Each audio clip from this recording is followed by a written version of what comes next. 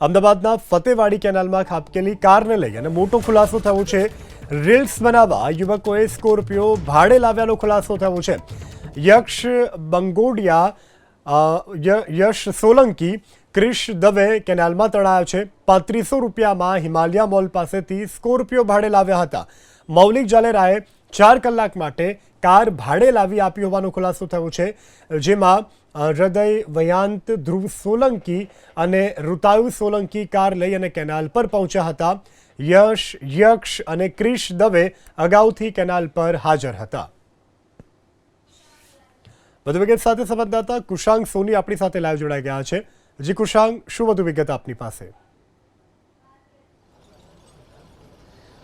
જો સમગ્ર ઘટના છે તેને 4.5 કલાક જેટલો સમય વીત્યો છે અને હજી સુધી પણ ફાયર વિભાગને આ ત્રણેય યુવકો છે તેમની કોઈ પણ પ્રકારની ભાળ મળી નથી। બીજી તરફ જે ઘટના સ્થળ છે ત્યાં આગળ ઉપસ્થિત છીએ અને ટ્રાફિક શાખાના જે અધિકારીઓ છે તે પણ ઘટના સ્થળ ઉપર અહીંયા આગળ પહોંચી ચૂક્યા છે અને એક બાદ એક તેના જે મિત્રો છે તેના નિવેદન લેવાની અને પૂરી જે માહિતી છે તેની થિયરી અત્યારે એકત્ર કરવાની કામગીરી છે તે પોલીસ તરફથી શરૂ કરવામાં આવી છે, કારણ કે ગાડી છે તે 3500 રૂપિયાના ભાડે લેવામાં આવી હોવાની માહિતી છે તે સામે આવી હતી અને તેના જ કારણે અત્યારે યશ, યક્ષ અને ક્રિશ નામના જે 3 યુવકો ગુમ થઈ ગયા છે તેના પરિવારજનો અત્યારે અહીંયા આગળ પ્રતીક્ષા કરી રહ્યા છે કે ક્યારે તેમના બાળકો જે છે તે અંગે તેમને કોઈ ભાળ મળે। અહીંયા આગળ દ્રશ્યો આપ જોઈ રહ્યા છો જે સ્થળ ઉપર આ ઘટના બની હતી ત્યાં આગળના, અને તેની વચ્ચે અત્યારે પરિવારના સભ્યો પણ અંદર ચર્ચા કરતા નજરે પડી રહ્યા છે કે આખરે અત્યારે કયા પ્રકારની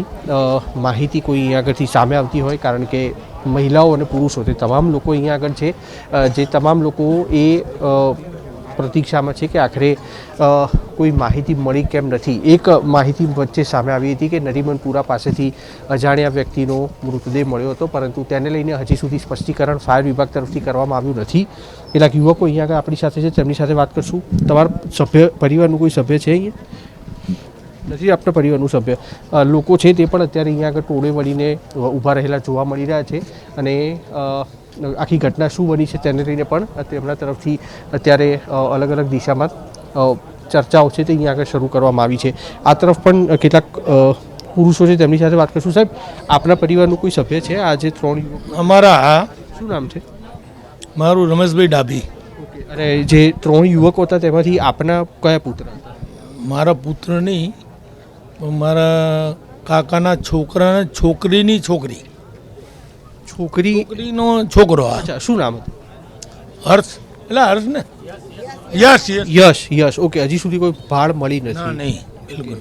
ફાયર વિભાગ અને પોલીસ જોડેથી અત્યારે કયા પ્રકારની આશા અપેક્ષાઓ છે, અથવા એમ કહીએ કે પરિવારમાં કેટલો ચિંતાનો માહોલ છે? અરે ભાઈ, કંઈ કોઈ ભાડ જ મળતી નથી, શું કરીએ?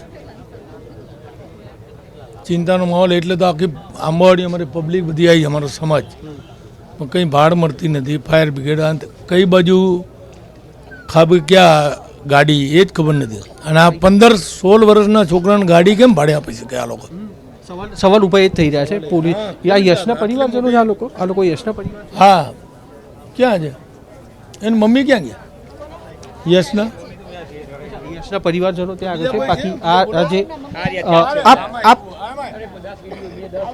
આપ લોકો એમના, હા, વાંધો નહીં। અન્ય આપણે તો પૂછવા માંગીશ ચોક્કસથી, પોલીસ તરફથી અત્યારે સત્તાવાર નિવેદન આપવામાં આવ્યું છે, તમે પહેલા પણ રોષ વ્યક્ત કર્યો હતો અને સ્વાભાવિક રીતે રોષ આવે પણ કોઈ ચર્ચા નથી કરવી। તમે રહ્યા ને પહેલા જે કરવાનું છે રેસ્ક્યુ કરાવો, એવું લાગે તો અહીંયા લાઇટ કરાવો, અહીંયાથી આ કેનાલમાંથી કરાવો લાઇટ। અમારે બીજી કોઈ ચર્ચા નથી કરવી। તમે આ કેનાલ અંધારું છે એમાં લાઇટનું કરાવો, હાલો, બરોબર? તમે ફાયર બ્રિગેડ વાળાને કહો અહીંયાથી લાઇટ કરે, અહીંયાથી લાઇટ કરે। ફાયર વિભાગે શરૂઆતમાંથી રેસ્ક્યુ કર્યું, તે પછી અહીંયા આગળ આવે નથી આયા કોઈ। તમે અહીંથી લાઇટ કરાવો, બરોબર? અમારે કોઈ આવું નથી કાંઈ, તમે લાઇટ કરાવો, અહીંયાથી કરાવો, અમને કરાવો, તમે કરાવી દો, અમારે બીજી કોઈ અમારે નથી કરી ચર્ચા।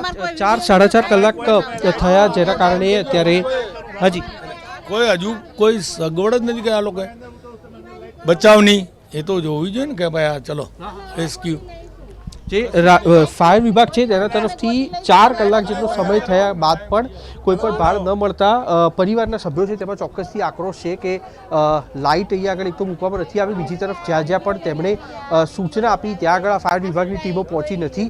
સૌથી પહેલાં ફાયર વિભાગ છે તે એ જગ્યા પર તપાસ કરે કે જ્યાં આગળ પરિવારના સભ્યો આશંકા કરી રહ્યા છે. હાજી, ખેલ તમાશો થોડો હાલે તો ઘડી ઘડી વિડીયો લઈને આવી, આ બાજુ લાઈટ રાખો તમે અમારા છોકરાને.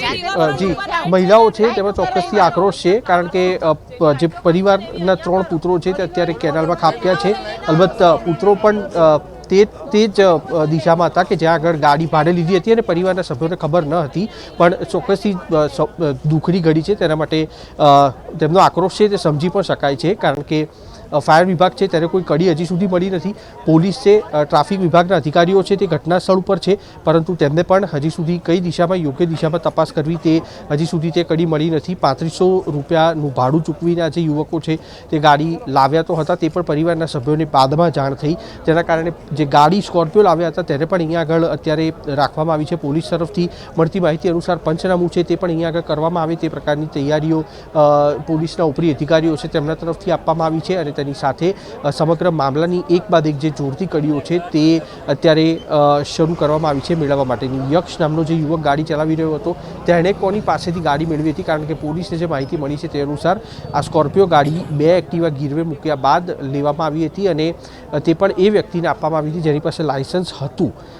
આ વ્યક્તિ જે મુખ્ય કડી જે હતી તે કોણ હતી તેને લઈને પણ અત્યારે પોલીસ તરફથી તે દિશામાં પણ તપાસ શરૂ કરવામાં આવી છે. યશ.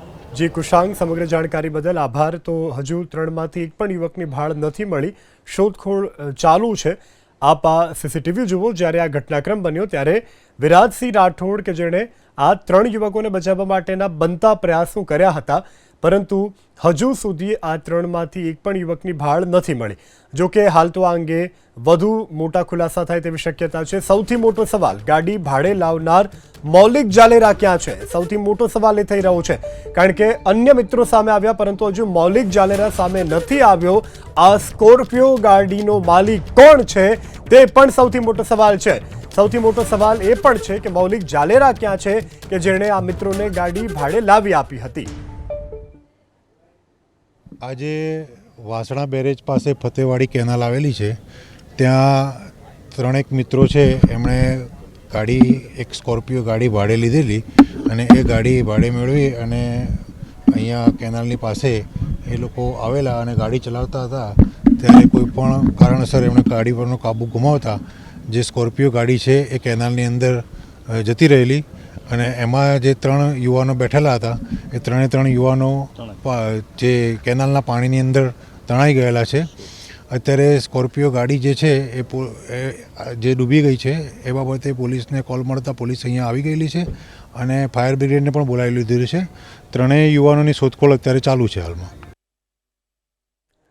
તો ક્રિશ તમારું શું?